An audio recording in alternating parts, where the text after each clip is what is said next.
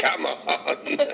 Okay, my first question is, tell me where you were born. Where I was born? Yeah. Oh dear, that's the best one of the lot, and I can't even remember. I soon tell you, just a moment. What's the name of that street?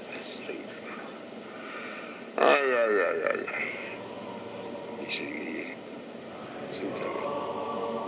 Anthony Street. Good? Yeah, great.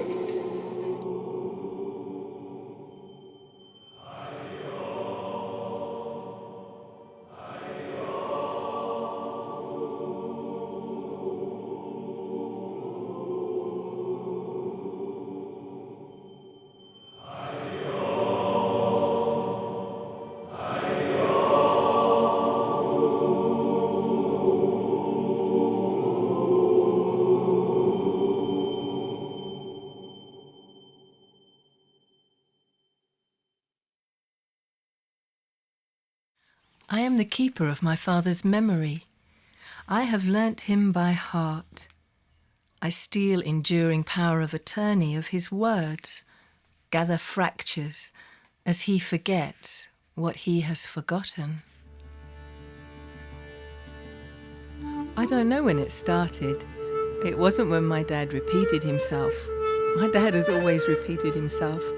My whole family has always repeated themselves. Why say something once when you can say it 5 times? Have you eaten yet? What did you eat? Are you hungry? You haven't eaten yet. Eat, eat. I didn't want my dad to be labelled. He was 84. He'd been a tailor all his life and now he was retired and he was simply missing his old life, I thought. I decided I'd spend more time with him. So what did? We did what we always did. We had arguments over politics. He'd go, you're Meshuggah, mad. What do you know? I was a communist in the East End when I was young. I fought Mosley. But in the end, you see what's what. That was my dad all over.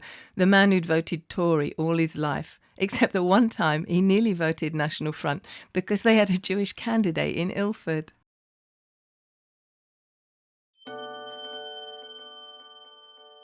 I always knew I wanted his watch when he died. It's a beautiful watch, and I knew that every time I looked at it, I'd think of him. It's been 12 years now since he died, and that's what I do. I look at the watch, and I remember him. So I asked him if I could have it, and he just nodded. And as I was leaving, he asked me, shall I give the watch to my sister now?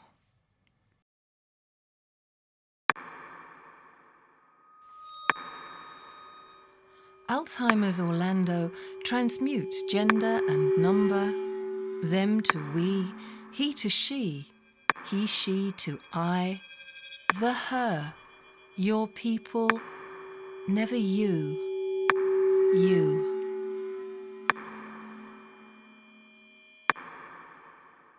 My dad's speech changed. It became really poetic.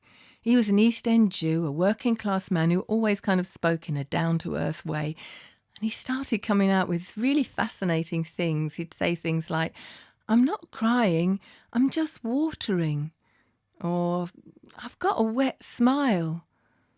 Or one time he referred to my mother as her with a face that eats people. So I'd sit with him while he was talking and I'd sit as still as I could. But I was really itching to get up and, write down what he was saying. So as soon as I could, I'd get up, I'd go and find a pen and I'd catch his words. I'd catch my father. I'd kind of catch him in flight.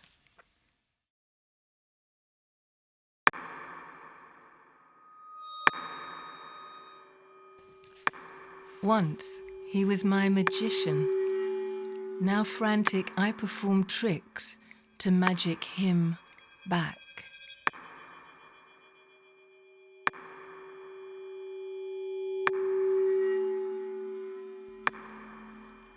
During my acting training, there was an improvisation exercise that I really used to love, where someone would say something outrageous, like, let's go and suck worms.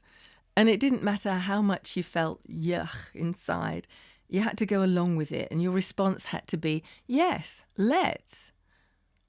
So being with my dad was an act of improvisation.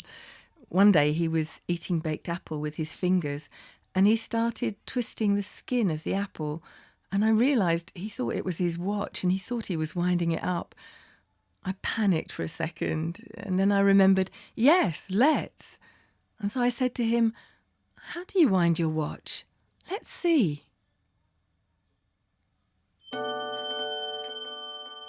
Blue feelings for a father who suits blue. Blue suits, flecks in tweeds and smooth to touch. My father with blue streaks in his grey eyes.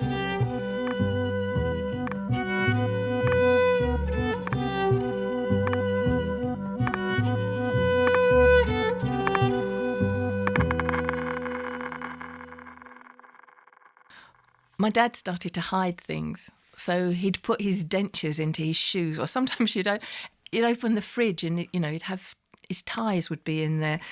And one day I couldn't see his watch; he wasn't wearing it, and I got really panicked about it. So I started to rummage through his drawers, and in the drawers there were all these things that he'd lost: his dentures and the lost will. And I was looking under the tubey grips and under his hankies and under his collection of coins and his fisherman's friends and his Masonic regalia.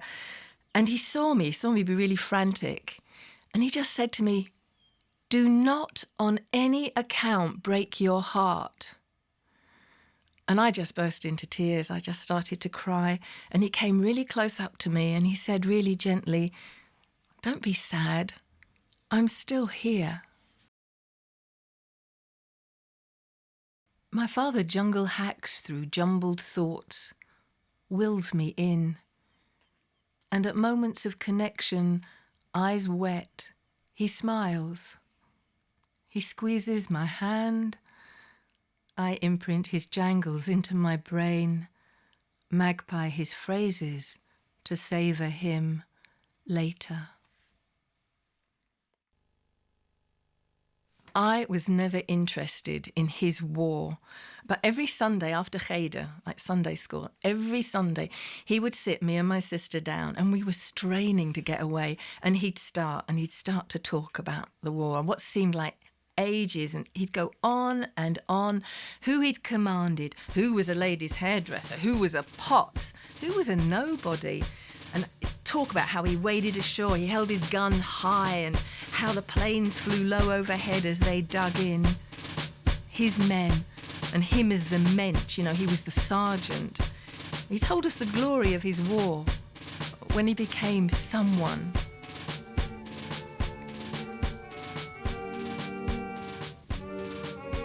In my dreams, I dodge streams, little boys we, on each other, we on the floor, and my father is in a hole, unable to get up now. He has fallen, and I am under fire. Sometimes my father used to crouch down and hold his head, as if he was holding tight to what was left. And one time I remember he screamed at me, "You've made a hole in my head." It was like he was mourning for what had died. It was like sitting shiver every day.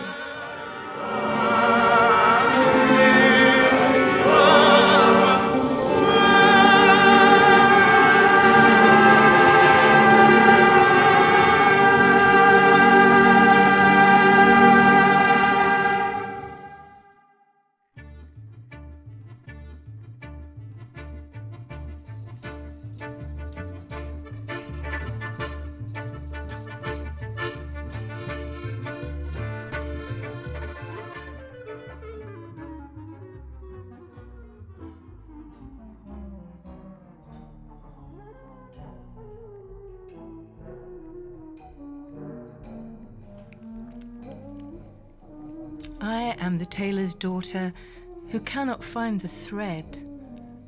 I am to bind my parents, overlock them together. But my needles break, threads break, stitches skip, stitches loop, material puckers. I check upper tension is not too tight.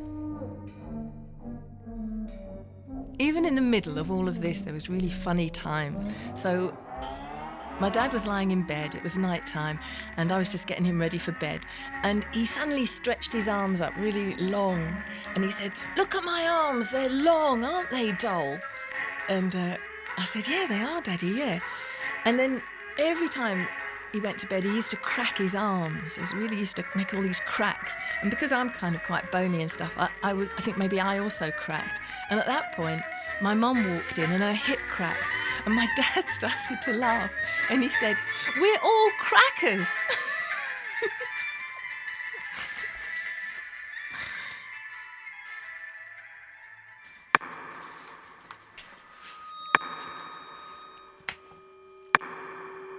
The flat stole your gold watch, snapped your threads, bruised you, doors fused, flat on the move, out to confuse you.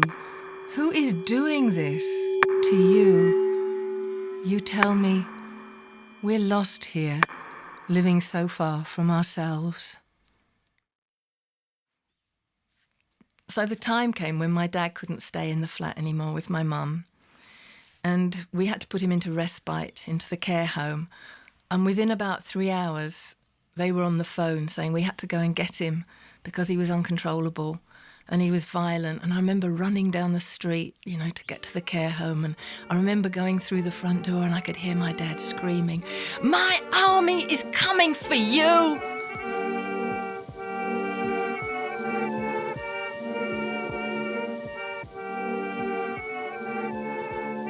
Crack a gold line in two. Lean forward till you are off balance. Expect to be caught. I'm here, Daddy. Remember.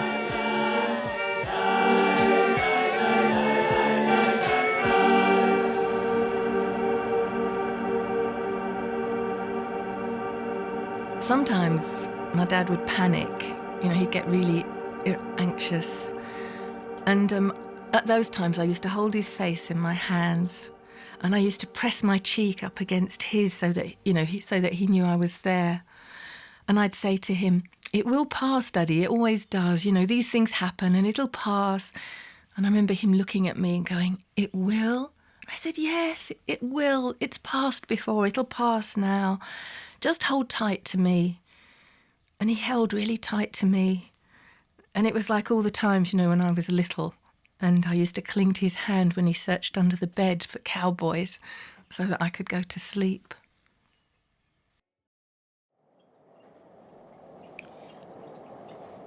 So even now, I find it really hard to go on the Central Line trains, and when I see Hainault via Newbury Park on the monitor, I just kind of get a bit panicked, and I just think, Leytonstone, Wanstead, Redbridge, Gants Hill, and then you get to Newbury Park. And I used to be really panicked when I got to Newbury Park, and I'd go up the stone stairs and I'd stare at the steps so no one could see, that I was crying.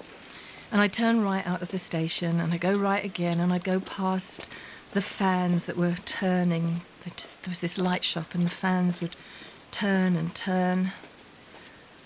And I'd focus on the pavement, cross the spur road past the supermarket, and I'd walk. Sometimes I stumbled, but I'd walk.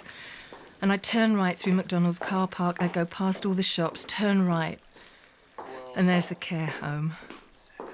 Through the main entrance, connect, smile. There's the first door. Remember the number. Remember. You had to key in the number. I used to run up the stairs two at a time to the next door. Key in the number. And then I'd listen out for my dad. I'd slide into white, screams, the final corridor.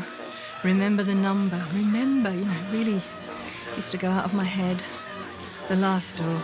Key the number in, walk in, breathe in, slice through screams to hold him, my dad, sitting by the lounge door, lost in yanking up his trouser legs, and I used to stand and watch. And slowly, he'd look up and he'd go, "It's my daughter!" And I'd go, "It's my father!" And then he'd point and he'd go, "It's my daughter!" And I'd point at him and I'd go, "It's my father! It's my father!"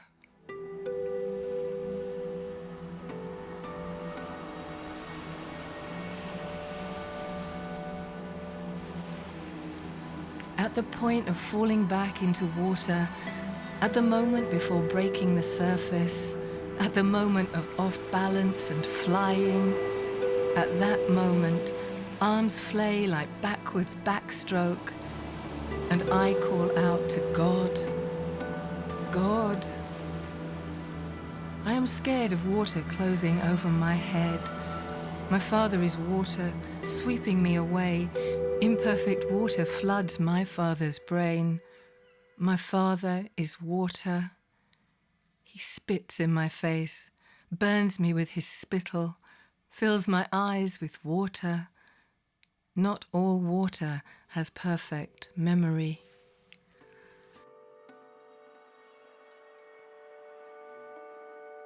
So my dad was a really funny man. All his life he'd always made jokes. And he'd find jokes in the smallest things. So like I might say, "It took us a long time to get back." And he'd go, "Took us," which is kind of Yiddish for bottom. "Took us a long time. It took us a long time. Take, took us. And you'd hear him go on for ages. And I loved telling him jokes. And I told him jokes till right towards the end of his life. You know, I told him jokes in the psychogeriatric unit when people said that he wasn't there anymore. And that was rubbish, because I always knew how to find my dad. So one day we were in the middle of the lounge and people were screaming and whimpering and swearing, and my dad was really quiet, which was really unusual. And I could see he was getting really agitated. So I said, "Do you want a joke?" And he just looked up and he said, "Yes." So I thought, I'd tell him a tailoring joke because, you know, he was a tailor all his life and he loved material. He was always feeling material. And especially towards the end of his life, when he got really anxious, he would pull at the material of his trouser legs. So I told him the joke. Mrs. Bloom's walking down the street. She's really happy. She's not paying attention to very much. She's walking along. She sees this man coming towards her. And as he gets close to her, he suddenly whips open his raincoat and flashes.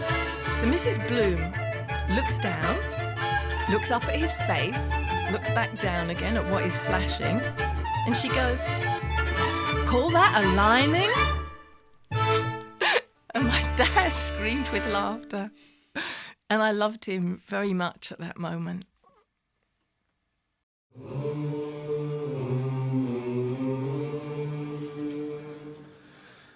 Remember, by recital, by ritual, remember Zachar, a sacred command. Remember 169 times. Remember Talmudic dictum. Remember ache in commemoration. Remember the secret of relief is remembrance.